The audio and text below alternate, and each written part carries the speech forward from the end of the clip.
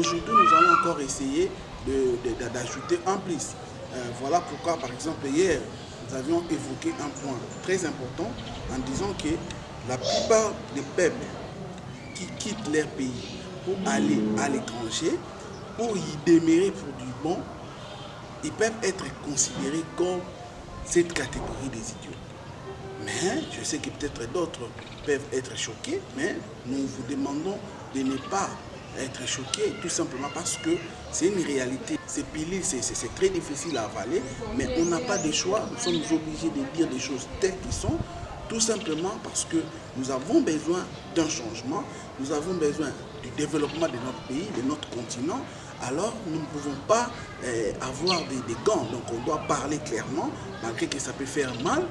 Nous personnellement, nous pouvons apprécier les gens qui partent à l'extérieur, c'est-à-dire des diasporas, qui vont pour chercher la technologie des autres, ou soit pour puiser ce qu'ils ont trouvé chez les autres et ramener dans leur pays. Mais ce que nous n'acceptons pas, ou soit ce que nous n'encourageons pas, c'est cette très mauvaise pratique qui est là, qui fait en sorte que les gens se permettent même de créer, de faire des cotisations, de faire des économies avec seulement un seul objectif, de quitter leur pays pour du bon, pour ne plus jamais revenir. Vous allez voir quelqu'un qui est à l'aise dans un pays étranger, il se permet même de dire que non, moi vraiment comme je suis, je ne reviendrai jamais dans ces pays-là. Or, vous oubliez que ces pays-là, si aujourd'hui vous l'enviez, c'est parce qu'il y a un peuple qui était consciencieux, qu'il y avait un peuple qui était déterminé, et c'est ces peuples-là qui a fait en sorte que ce pays puisse devenir comme... Alors, la question est simple, cher ami. Si vous êtes content de ces pays-là, pourquoi pas vous pouvez aussi faire, ou soit contribuer à ce que votre pays puisse aussi attirer les gens, comme les autres pays qui vous attirent. Voilà pourquoi nous vous invitons, chers Congolais, chers Africains, de travailler d'abord dans notre pays, de travailler d'abord dans notre continent. La technologie que nous importons, la technologie que nous allons trouver ailleurs, que cette technologie-là puisse nous aider à faire développer nos pays. La réalité est simple, parce qu'il y a un adage qui dit que l'Afrique est le berceau de l'humanité. Et en disant cela, on ne l'a pas dit par sentiment, parce qu'on sait que la vie vient de l'Afrique. Et nous, Africains, nous, Congolais, nous devons être consciencieux de cela. Nous devons être déterminés, nous devons nous dire, oui, si la vie vient de l'Afrique, si la vie vient de la RDC, donc nous sommes obligés de faire tout notre mieux pour que joie de venir y habiter. C'est vrai. Vous allez vous poser des questions, pourquoi est-ce que je m'attaque beaucoup plus à la population? Excusez-moi, chers amis, moi, mon objectif principal, c'est de réveiller la population. Parce que si cette population-là quitte cette catégorie des idiots et qu'ils prennent conscience, dans une autre catégorie que certainement nous allons évoquer dans les jours à venir, et tous se déterminent de se classer dans cette catégorie-là, ils feront en sorte que le pays puisse décoller. Et croyez-moi, chers amis, si la population congolaise aujourd'hui, la population africaine se décide d'échanger le paradigme, de changer la façon de voir, la façon de lire, la façon de penser, nous aurons une nouvelle classe politique. Parce que c'est vrai, nous avons abordé cette situation sur la nouvelle classe politique. Chez nous, à Maïral de TV, le changement de la classe politique n'est pas synonyme de chasser tous ceux qui sont au pouvoir. Non. Chez nous, le changement de la classe politique, ça doit d'abord commencer par le changement de mentalité, le changement de comportement. Parce que vous pouvez aussi être jeune. Vous pouvez être jeune, vous entrez aux affaires, mais si votre mental, si votre intellect n'est pas changé, chers amis, vous risquerez de faire pire, plus que ce que nous voyons aujourd'hui. Voilà pourquoi nous vous interpellons, soyons consciencieux, aimons notre pays, aimons notre continent, parce que c'est ce que Dieu nous a donné. Et si nous ne l'aimons pas, personne ne viendra aimer ces pays plus que nous. D'ailleurs, nous devons savoir que si nous ne développons pas ces pays, si nous ne prenons pas conscience, si nous nous disons nous-mêmes, il viendra les faire à notre place. Voilà pourquoi notre souhait, notre objectif principal dans ces émissions, c'est de demander au peuple congolais, c'est de demander aux peuples africains de quitter cette catégorie des idiots. Parce que ça n'honore pas de tous les pays. Ça n'honore pas notre continent. Imaginez-vous, vous nous vendez que négativement votre pays, négativement votre continent. Mais chers amis, si vous le faites, pensez-vous que ceux qui sont du dehors, ils viendront faire quoi? Ils viendront parler mieux de votre pays que vous-même? Jamais. Jamais, au grand jamais.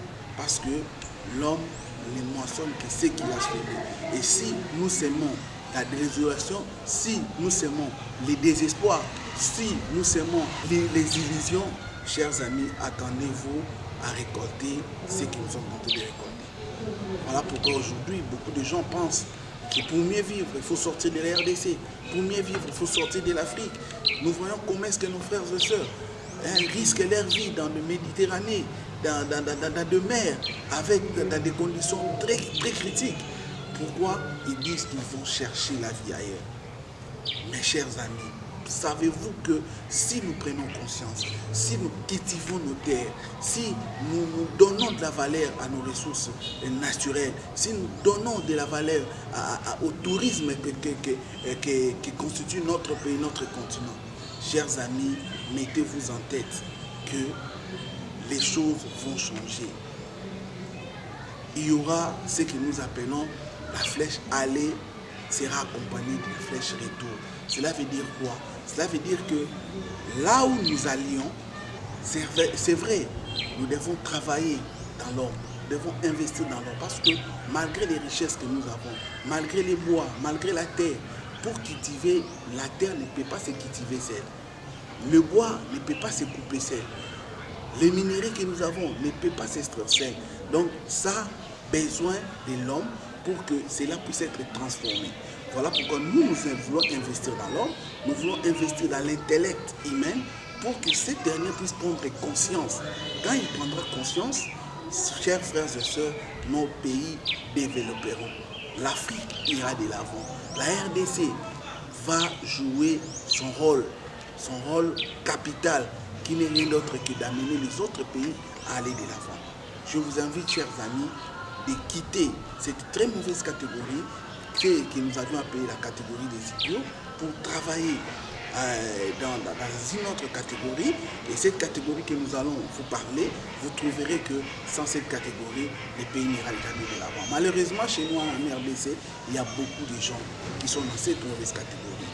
Voilà pourquoi notre objectif dans cette émission est de les réveiller et de leur donner des tonistes et de leur mettre devant cette réalité, qu'ils comprennent que le pays a besoin d'eux, qu'ils comprennent que ce pays est déterminé à aller de l'avant. Mais cette détermination-là ne sera jamais effective sans leur accompagnement, sans la volonté qu'ils peuvent manifester pour que cela soit réel.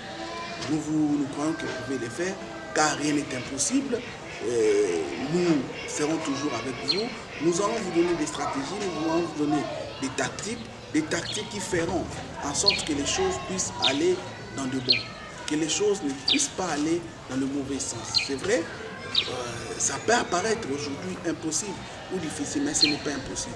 Aussi longtemps que nous sommes des êtres humains, Dieu nous a donné la capacité, Dieu nous a donné les opportunités, Dieu nous a donné les attitudes, les attributs qui feront en sorte que si nous les mettons en place, ce gain de cause sera bénéfique pour notre pays.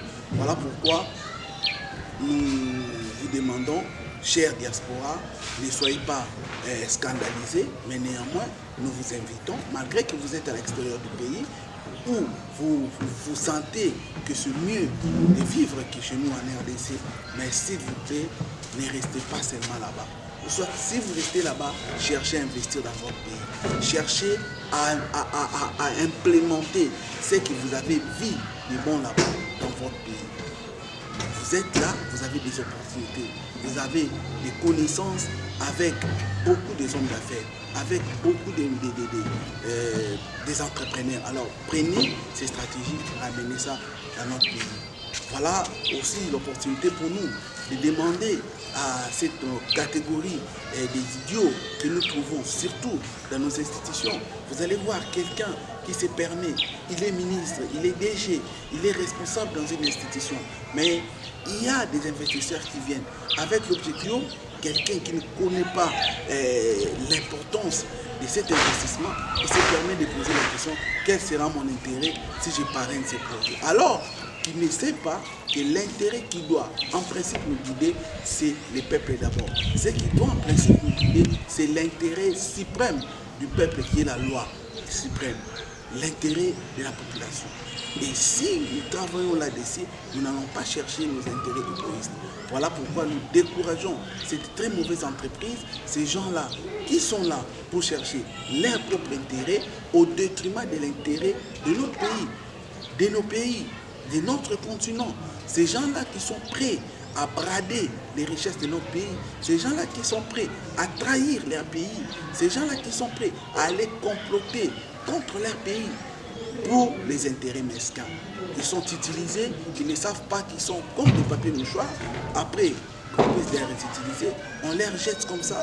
Voilà pourquoi nous vous demandons, chers Congolais, nous vous demandons, chers Africains, soyons consciencieux, soyons déterminés, aimons notre pays, donnons-nous à 100% pour que ce que nous allons faire, que ça soit bénéfique de notre pays. Et si cela apparaît bénéfique, mettez ça en tête, nous n'allons pas souffrir.